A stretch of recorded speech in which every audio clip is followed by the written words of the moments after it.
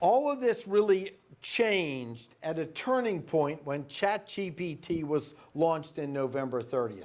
What Justin and I have learned is technology comes out and we see it and go, this is really cool and neat, but it doesn't really get the main masses till some event occurs.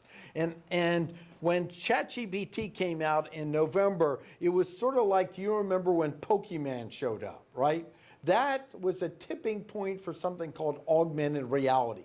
The world didn't know the word augmented reality. They just knew I can move around and capture these things that I'm seeing on it. Right. That technology had been around a long time. Google even had Google Glass. Right. People were creeped out because it was too soon. They had their own software and app that did this. All of this was older technology, but a tipping point event didn't occur. And what happened with ChatGPT is it picked up being free, which was possibly several $1,000,000 a day, over 100 million users in 2 months, and that compared to Instagram that took 2.5 years to reach the same number. If you're following technology, you want to watch it and listen for that tipping point event. And this is what's changed the world, both excited them, terrified them, and the problem now is there's so much clickbait out there in news to get you to look at it. It's harder to figure out what's actually new and what's really valid and where is it today and where will it be in the future. And that's what we deliver. And so for the small business, this is important because, again, there's so much out there that it can be overwhelming. That's a big thing too. Where do I begin? And unless you've started with something like ChatGPT and you've already used it, you can get overwhelmed again. And so what Martin and I do is we take a lot of these tools that are out there, we verify them, we look at them, we test them, we try them, so that way we can give better insight to small business owners and help you navigate. So the basic retainer is you need to have a good lawyer, you need to have a good accountant. Nowadays you need to have a good grant writer. And you need to have somebody who's good at design, correct? That way you don't have to wear all those hats. So we always say it's very good to continue to have those.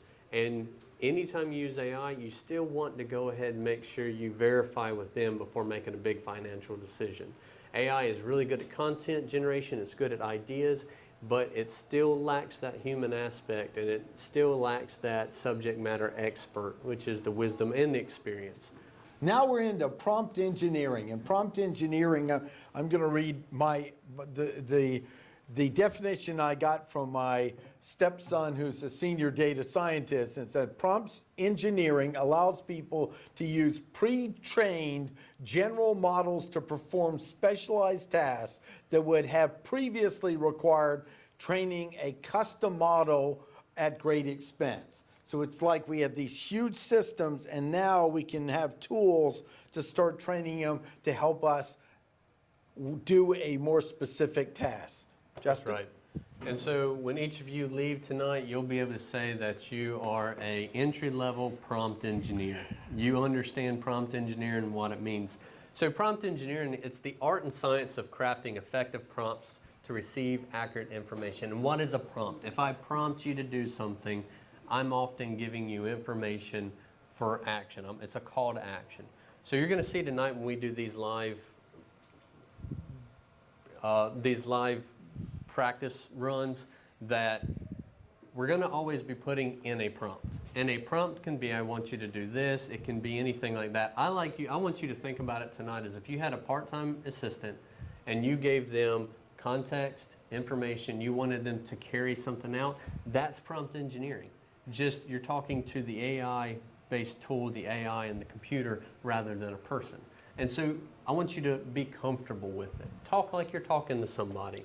Most AI apps you use are going to be built around prompts. They're going to have a input section. You'll put the prompts in, and as you build your knowledge and understanding of this, you'll get better at it. And so, for example, you're using one of these tools to write content for your blog about an event you're hosting for a new product release. Treat it like a genie in the bottle. If you say, I want to fly, and it turns you into a duck, you can't really get mad at the genie.